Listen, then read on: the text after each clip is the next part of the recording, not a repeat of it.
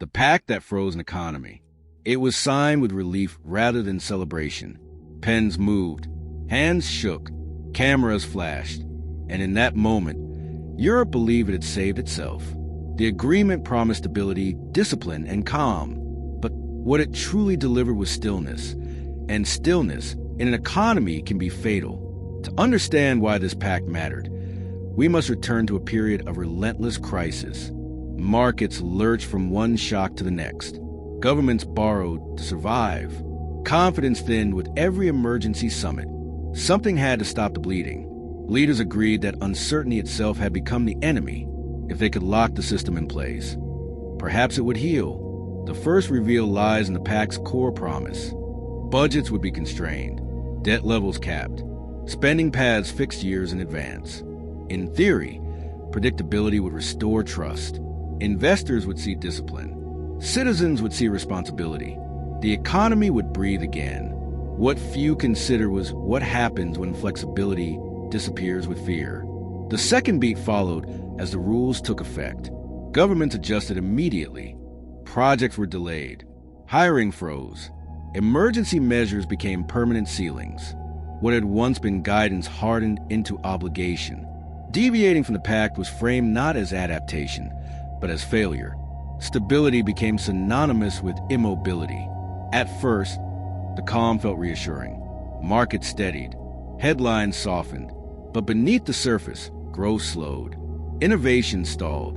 Local economies lost the ability to respond to shocks that rules had not anticipated. The pact had succeeded in stopping motion, but not in restoring momentum. And as months passed, an uncomfortable truth emerged. The economy was no longer unstable. It was frozen.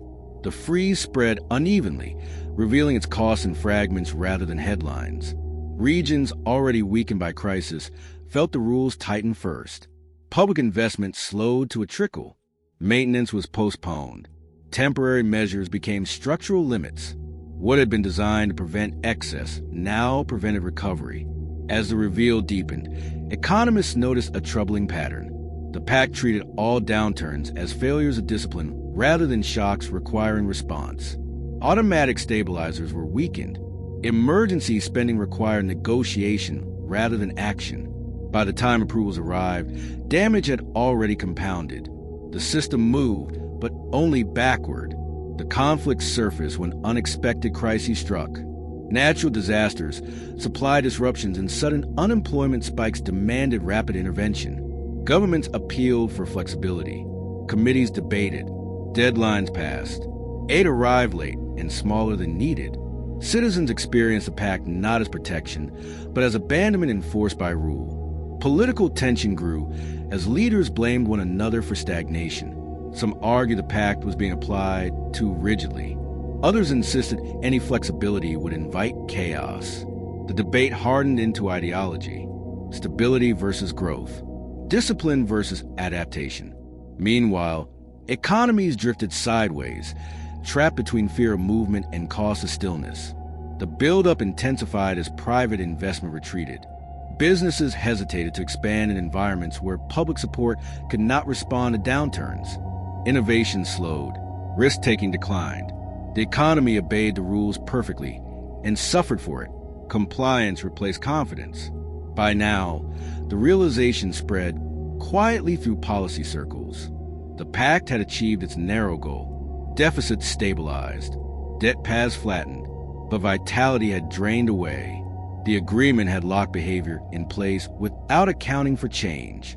What was meant to buy time had instead suspended it. And an economy that cannot bend will eventually break. Not loudly, but slowly, through missed chances and silent decay. The question was no longer whether the pact worked.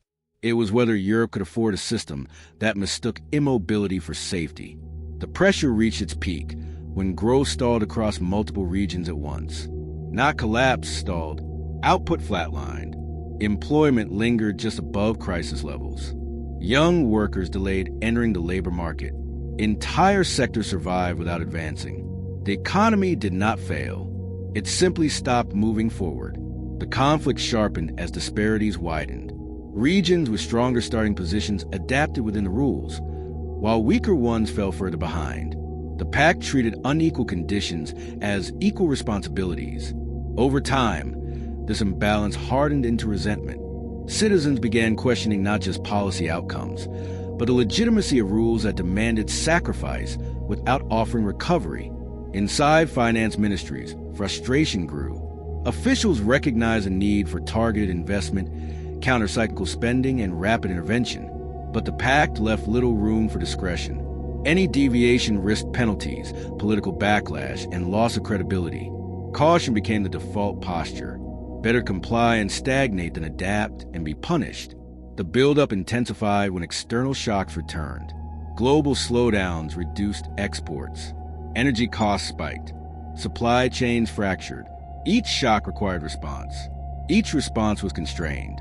Governments resorted to accounting maneuvers, relabeling spending, deferring obligations, stretching definitions. The rules remained intact, but reality bent around them. Public patience thinned. Elections reflected frustration with systems that promised stability but delivered inertia. Protest movements framed the Pact as a cage, secure, predictable, and suffocating. Trust eroded not because leaders lied, but because they could not move. The system now faced a paradox of its own design. The Pact prevented reckless behavior, but also prevented decisive action. It protected against crisis, yet prolonged weakness. Safety had been purchased at the cost of momentum. By this stage, the question inside Europe's institutions was no longer abstract. If the rules cannot bend when circumstances change, who do they truly serve? And how long can an economy remain frozen before the ice cracks beneath it? The ship began quietly, not with repeal, but with admission. Policymakers stopped pretending the freeze was temporary and acknowledged what had become obvious to everyone else. Stability without movement was not stability at all. It was managed decline.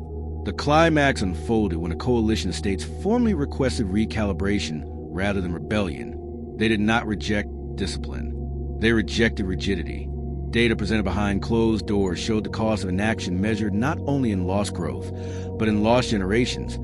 Workers who never advanced, regions that never recovered, innovations that never launched. The Pact had prevented collapse, but it had also prevented renewal. Resistance came swiftly from those who feared reopening old wounds. They warned that flexibility would invite excess, that exceptions would become habits, that rules once softened would never harden again. But the counterargument carried new weight. An economy unable to respond to change does not remain safe. It becomes fragile in slow motion. The breakthrough arrived with narrow but decisive reform. Automatic flexibility was introduced for shocks clearly outside political control. Investment that strengthened long-term resilience was separated from routine spending. Oversight remained strict, but judgment returned to the system. The Pact did not disappear. It evolved. The resolution unfolded unevenly, but unmistakably. Public investment resumed. Confidence edged back. Private capital followed signals that the economy could move again. Not fast, not recklessly, but deliberately. The ice began to crack, not beneath collapse, but beneath pressure released. Europe did not abandon discipline. It redefined it. Stability was no longer measured by stillness alone, but by the ability to absorb shocks without freezing. The Pact that once stopped motion became a framework that allowed it again. What this story leaves behind is not condemnation, but warning. Rules built to prevent disaster must also allow recovery. Otherwise, they succeed too well and turn protection into paralysis. Sometimes the smallest shift in perspective becomes the beginning of a new future. The